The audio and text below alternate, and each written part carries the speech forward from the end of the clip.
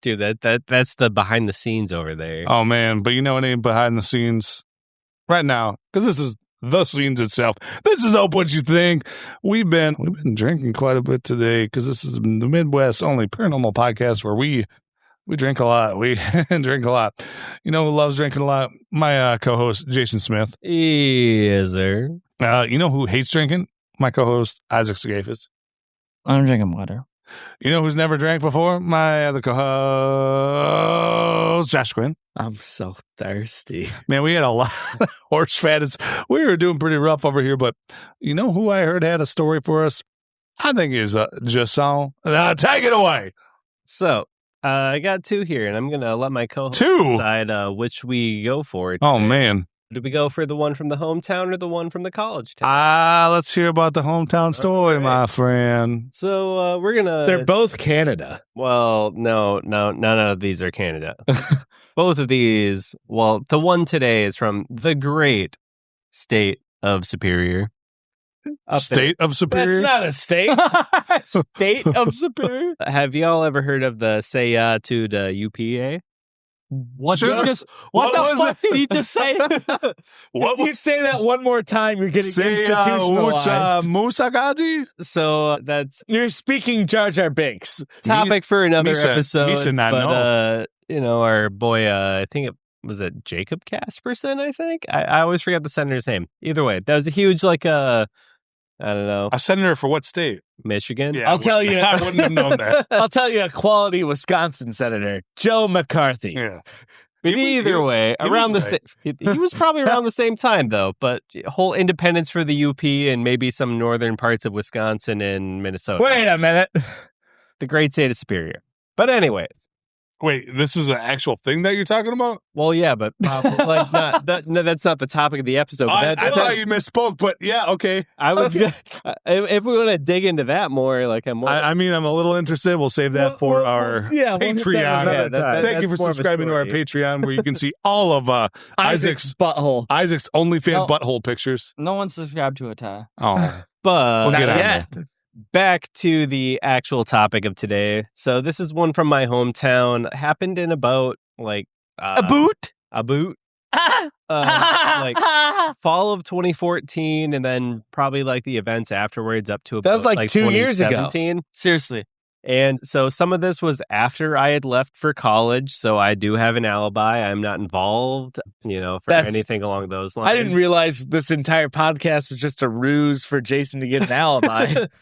No, but Libby? there He's a are smart some fella. aspects of it that I do remember lightly joking about in college, which is kind of a very weird feeling. So there was a man by the name of Jason, you gotta say where you're from first. I'm from the Upper Peninsula of Michigan, Now tell him where I'm Brown from. County, Jason, tell him where I'm from. The town, Brown Jason. Town. Holy shit. He's Jason, from you, Brown- Jason, you have to say the town. Well, technically, I'm from Caspian, All right. which is close to Iron The River, sea. which is Caspian on the Sea. west side of Iron County, which is in the Upper Peninsula of Michigan. Exactly. I We're like from. how you like them. You guys are from grass shit. Yes, we are from Hey, Grass? Browntown. and I just shit. from Browntown. But anyways, there was a man by the name of Chris Regan. He was a 53-year-old Air Force veteran, and around October of 2014, Oh, this is recent. Holy Yeah. shit. he vanished. So what? What happened? Disappeared? He just What disappeared. happened? So Iron River, if for those of y'all who don't know anything about it, it's a very small town right on the edge of the Ottawa National Forest in the Upper Peninsula of Ottawa? Michigan. With a river of iron. The iron did run red with a lot of the runoff from there was a lot of mines in the area way back in the day. I think the last of which closed around 1950 or the 50s in general. But if any of our previous listeners remember the Paulding Light episode, this is about probably 35-minute drive away from there. Yet to be corroborated, Paulding Light. I mean, this summer, if anybody wants to go up, we could definitely make a trip. It's easy. I took one down the mine of Mississippi once. We had ourselves some bacon. We had ourselves some beans down there, didn't we, Isaac? What you do with that alligator again? I ain't talking about that. We blew it the fuck up. So Chris Regan, he worked as like a team lead at a manufacturing site in town that they mainly specialize on the fabrication, production, and engineering of a bunch of the like large scale naval equipment. Large. When Yeah, you say large. large scale naval equipment, do you mean like armaments or just like they're making like He ship said large. hulls? So anything from HVAC, the powertrain. Is it, I guess, the powertrain on like a giant boat? Yeah, it's a powertrain. I didn't know if it was the same terminology. It's a I guess. generator going to a propeller. It's But a yeah, like powertrain. HVAC, the electricals, all that kind of stuff. I never really thought of that as a business for making those explicitly for large ships. Someone's got to do it. Someone's got to do it. Yeah. Yeah. And they do it in our town. Then you can haul it right And down then they US just 2 over to Menominee or Marinette. They just ship the wherever whole inside of the ship to the piece to the by Great piece. Lake. Just like Johnny Cash Appleseed. did. Isaac's back And after what, his they just diarrhea. they just bolt it together and Yeah, float it out? pretty much. Huh. So, like I said, he worked over there at the Ohlenberg Group in the factory where they made all that. He was always like described as a very like punctual, on time, very well respected by both like the people that worked under him and above him, like the whole 9 yards. He was just a good employee to have around. I like him. He's dependable. Exactly. So, he had just accepted a new job around North Carolina. Like he was a big outdoorsman and was pretty excited to be able to like go up around like the mountains and everything along those lines, bring his son with him and all of that. But like something around that time, like with a new job, we all have to do like the pre-employment Bullshit drug work. clearance and all that kind of stuff. So he was scheduled to have a, your I got my regular standard piss drug test. screening and all the other stuff that you have to do for that pre-employment verification things. And like right around that time, just after he had put in his 2 weeks notice and was getting everything ready to So he put his 2 weeks in before he officially had the other job. well, I did That's that. risky. but that. the thing is, like, I don't really do drugs. I feel like I'm not gonna like fail a Thanks for drug clarifying, buddy. test. And I know that's still risky though, because like until I have that offer in hand that says I can start on this date. but say you had an offer that was just dependent on you passing that. It's like I already know I'm not Oh, taking. dude, anything. I'm still like, I don't do drugs, but I'm still very like Okay. until I know absolutely. But I was just gonna say, like, in this day and age, even if you do drugs, like You said doo-doo. a urine screen is like the easiest thing to like get around. You're in trouble if that's how you think, baby. But anyways, around that time, like just after he'd put in his 2 weeks notice and was kind of getting ready for that other stuff, he just kind of fell off the radar. So there had been like a couple like things where he hadn't been responding to texts from his friends or like his son, like coworkers, anything like that. And about like a day or two after no one had really heard from him, like an ex-girlfriend of his had received a call just like, hey, like I'd seen like Chris's car parked at this like park and ride that's like 3 miles on the east side of town, like by like Bates, which is like an unincorporated area around there named after an old mine.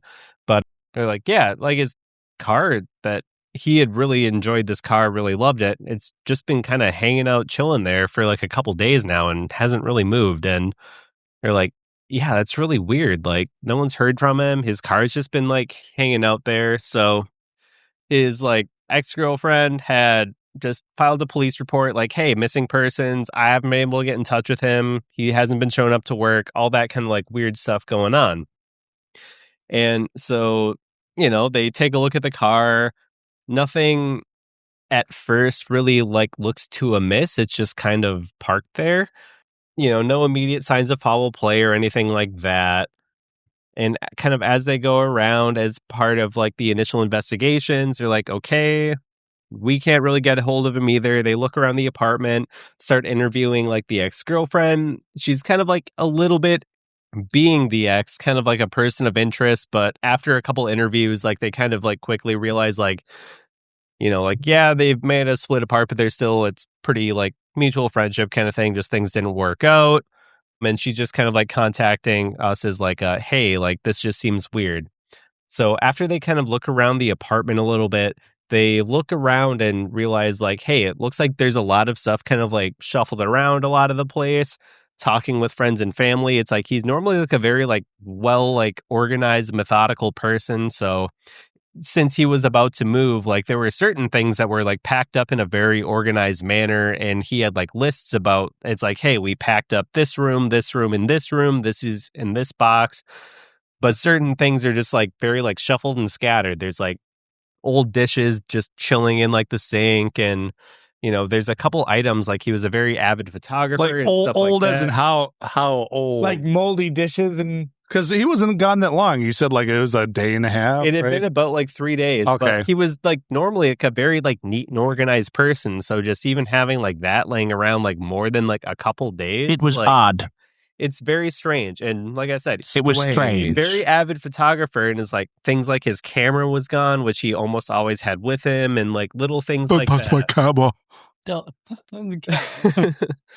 There was also like, like as they're kind of like really looking through a lot of things, there's like a Post-it note with like a bunch of directions that, This kinda happened get in your into- hometown? Yeah. What the hell? So, Like, but there's seriously, this is like a real like cold case or Yeah. something. There- I don't there's also, actually like, like it, Jason. things like if he were to have just like went up and left, like he had his like normal medications that he took that like he would have taken with him. Not my Viagra. Things that you would It just doesn't like, work for me. if I was just leaving, like I would This is probably why your take mom with me. says stuff about our show. Oh man. So, but otherwise, like outside of a couple weird things, there were no other apparent signs of like a struggle, a robbery, or anything along those lines.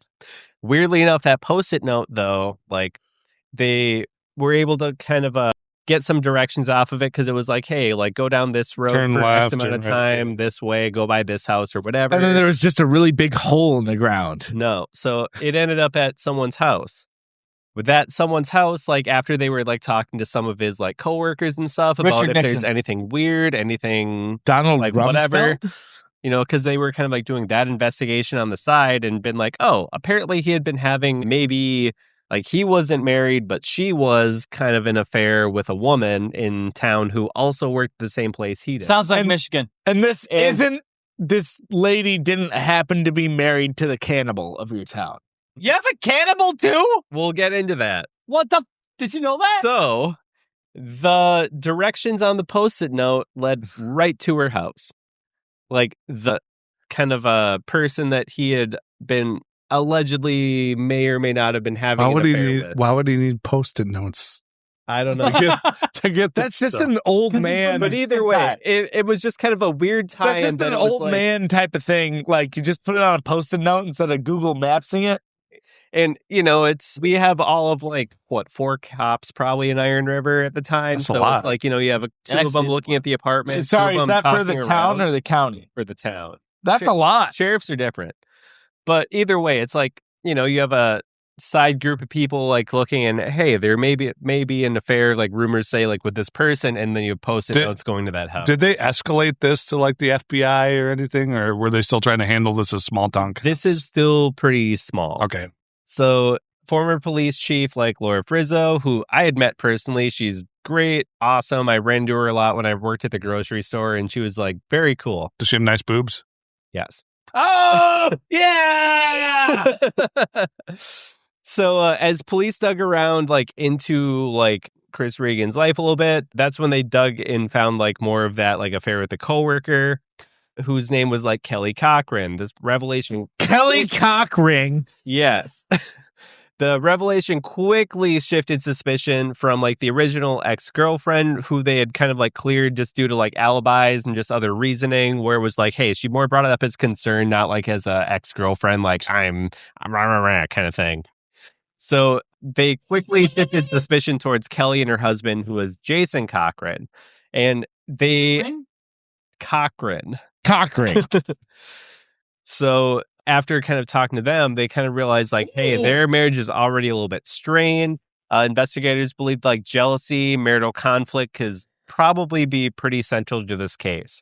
After just some really quick initial interviews, like there were some like really quick red flags that emerged. Like first when like the police had kind of pulled up to the house, talked with Kelly, and like they were like, "Oh, hey, is anybody else there?" She's like, "Oh no one's around." Not John or whatever his name was. And then like immediately, like they heard someone like yelling out, "Like, hey, who's?" And oh, that's Jason. My Oh God, husband." the stabbings! They hurt. Help me! So like it was like very weird, and then he kind of had to pull Isaac's himself dead. out, and just like really upfront, Kelly had been caught in a bunch of like different lies about like. So she's banging everyone in town. It's like Desperate Housewives. It's a lot like Desperate Housewives. She's desperate. Like Jason really, anytime that the police were around, was like noted to be My wife's a very, whore. very nervous, evasive, and like overly controlled about like things going on and like where people are going.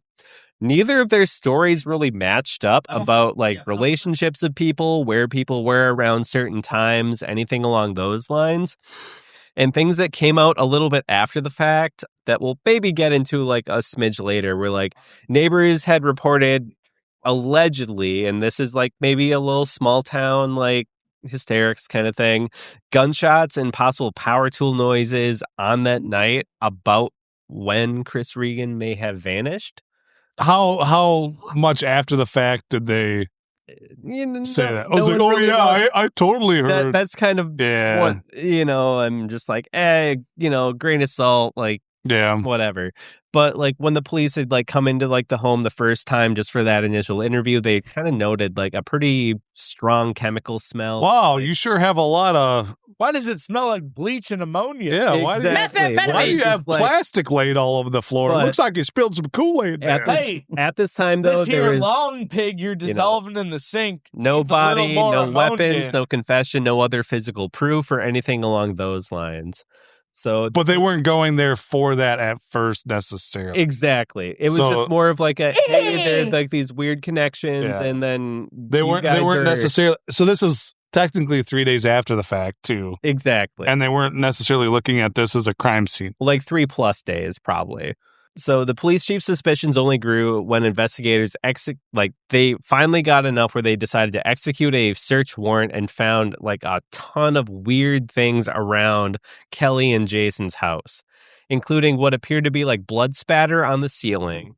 There was a journal written by Jason appearing to allude to probable crimes that may or may not have taken there. So like what sounded like a bunch of weird fantasies of like potential violent actions happening in that Who the fuck how old is this man? He's keeping a journal? Exactly. But I mean, if you got to like get it out, maybe that's just kind of a creative way to do it. I don't know.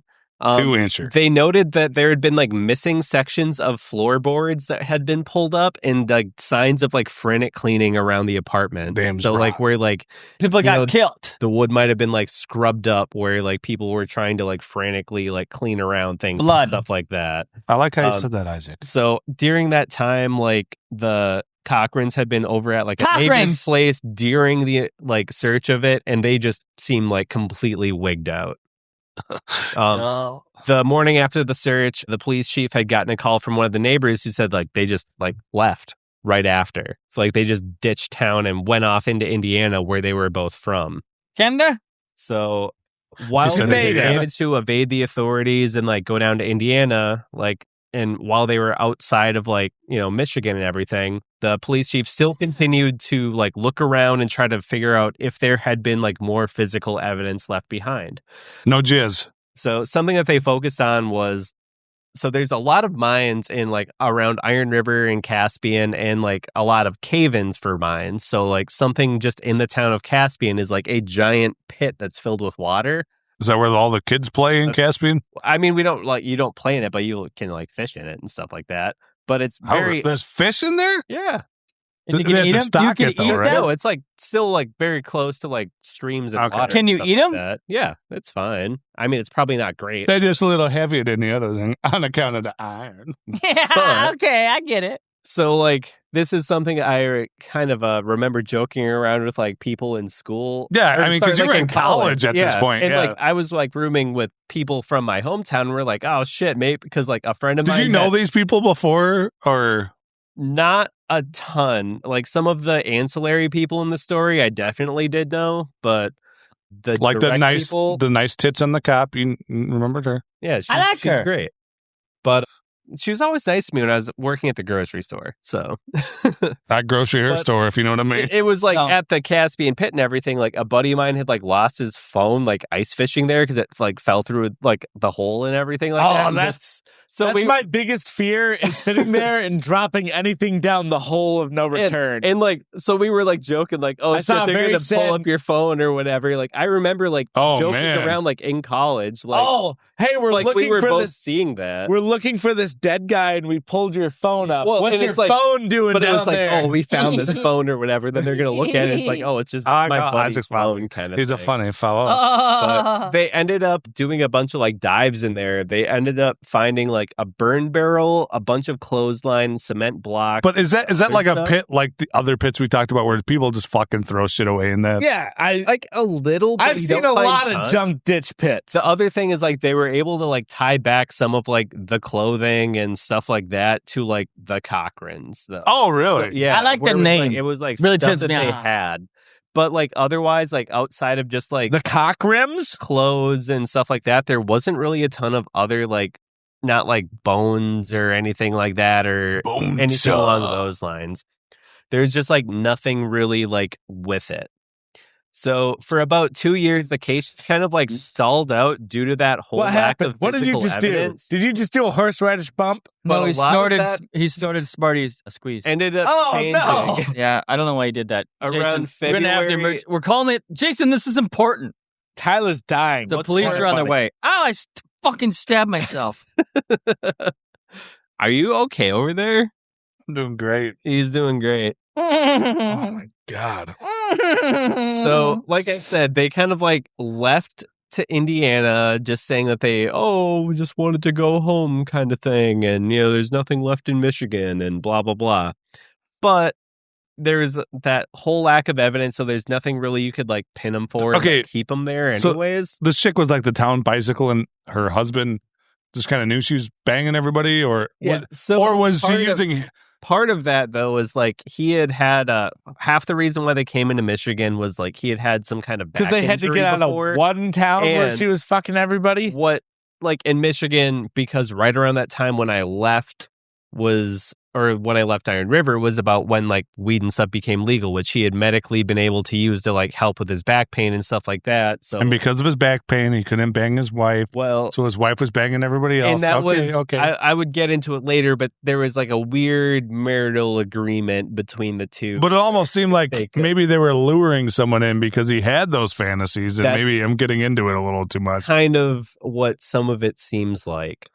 But like I was saying, about a couple years later, some of this changed because in February 2016, Jason Cochran died under very suspicious circumstances in Indiana. Humped to death. Like she had He like, shot Kelly himself had in the called head police, 3 like, times. Oh my from the God, back. he's died. Like, I don't really know what happened, blah, blah, blah, that whole 9 yards. But when they do the autopsy and look into it, it's like very clear strangulation and suffocation. Oh, jeez. Oh, like Jeff Epstein. Hey, Yeah. So he the killed himself, right? death was then later ruled a homicide. So the investigation really went into like her and as well as kind of brought a lot more like light onto the previous cases around her.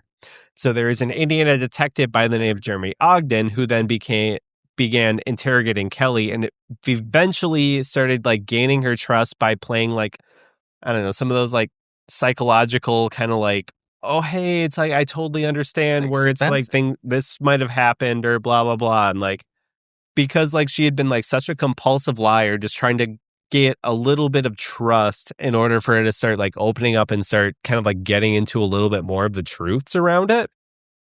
So ultimately, like she implicated herself in Jason and Chris Regan's murder.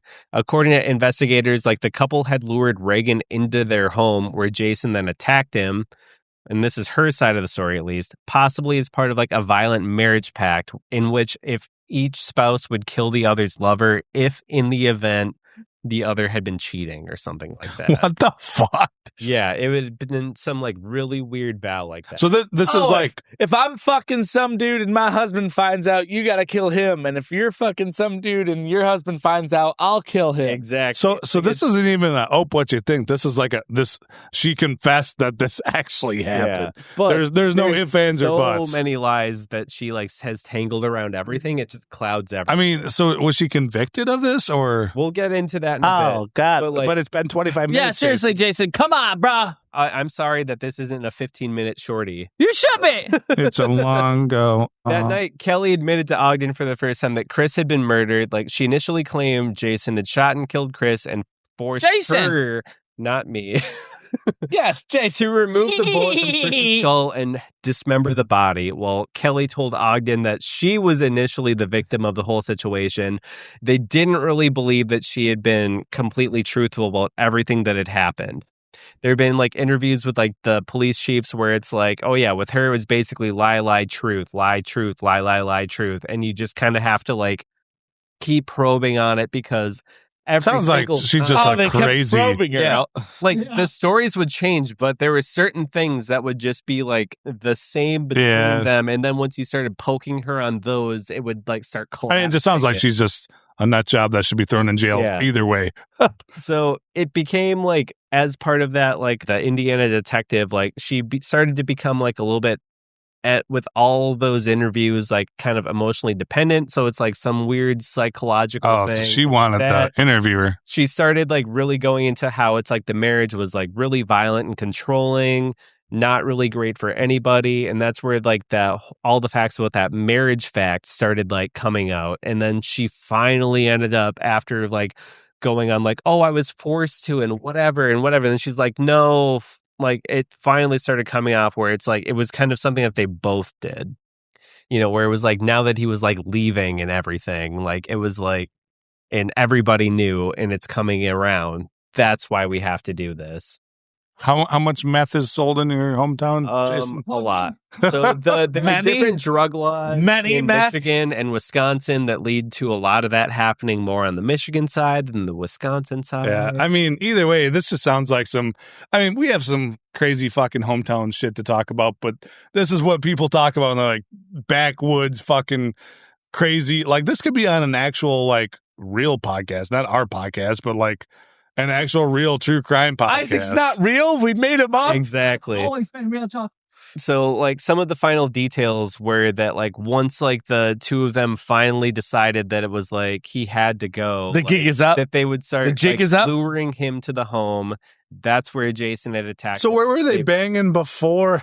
It would have either been like their at place, work. Okay, so or it's like his place because he had an apartment in town and everything like that. So moral of the story, don't bang married ladies. Exactly. But some of like the whole hysteria around all of this is where like some of the rumors started coming around where like with all the sound of the power tools and everything like that. And there had like, this is a lot of did they ever find the body? Yes. They did. So as part of, y'all keep kind of like, sorry, cutter. I'm genuinely interested in this. So, but so as part of like all the confessions, they ended up like, she went into like after she finally admitted that both of them had been involved in the dismemberment and all that. She couldn't take all the guilt, even though her husband was dead. Well, but first she had been forced to do it. And then it was like, no, well, we just decide. And like, kind of like you press it enough and the truth comes out kind of thing. And she had like put into like where they were from, and the Iron River police ended up going around the area and found like skull, jawbones, random bones and stuff like that, like just scattered around like the area where they had like dispersed the body parts. Like some of it might have been like taken around by, animals and whatever, but they just kind of like threw them out the window in different spots. Exactly. Down like Pentoga Trail, which is like a place between Crystal Falls and Iron River.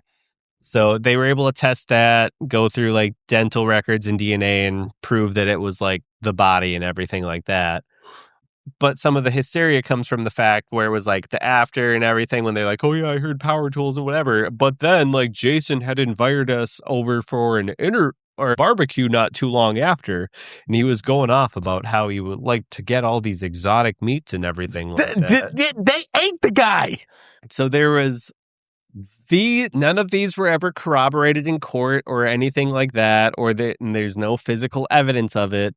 But some of the small town rumor mill likes to go on about how people ate the guy. Yeah, like some of the meat had been like ground up and cut up and served in like burgers. And I mean, if they're like into like that weird thing, like some sort of lover's death pack type of thing, I wouldn't put that past them. I mean, they seem pretty crazy already. And I mean, is this a Scott Tenorman situation? They feed him to his poor kid or what? Yeah, it's absolutely like batshit wild. But so ultimately, like with all of that stuff, they were able to like throw her in jail.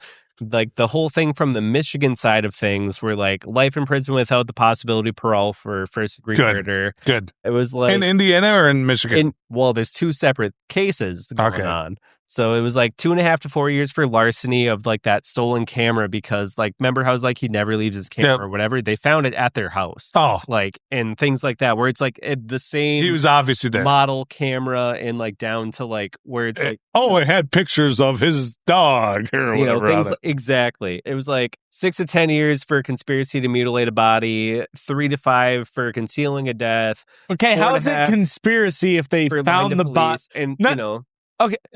That's the name of the charge. How is it conspiracy to mutilate a body if they found the body in different pieces? Well, 312. It's still going through the act of though. Okay, 570. It's like going through the act. That'd be like charging somebody with attempted murder and murder on the same body, right? But you did attempt to murder that person. I guess you can get charged with both, but they usually. But did they get charged for attempt to mutilate a body and desecration of a corpse? I don't think that really matters. Let's keep going, Jason. Either way, got hit with all those charges, and then immediately upon sentencing, she was basically extradited back to Indiana for the murder of her husband, where she received an additional 65-year sentence for like killing him. Good. And there have been further things after that, where it's like she had made some weird comments about like different like tattoos to symbolize different things. So it's like they might think that she could be an honest to God serial killer and have like covered up a couple other deaths like throughout like Indiana, Michigan, Kentucky, and like other places in the Midwest. But was she? Yeah. What the hell, Jason? I literally just looked this chick up for the first time, and I think we should have started with this. There might be another episode for this lady.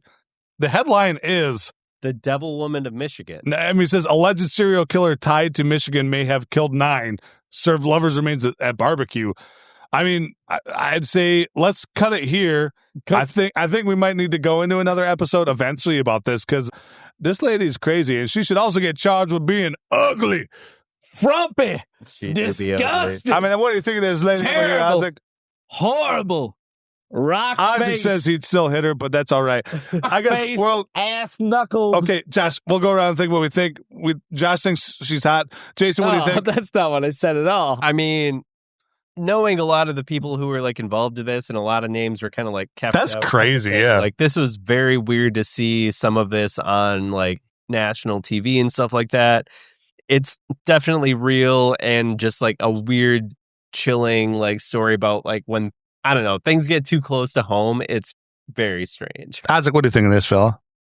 Sounds like just normal dating these days, you know? You never know who you're going to get. That's true. That's actually true. Josh, I'll go back to you. I know you think she's hot, but what else do you think? I really hope while dating these days, I don't get murdered and served to don't my be neighbors. banging married chicks. This is Tyler. I think we need to do another episode, like I said. This is What You Think.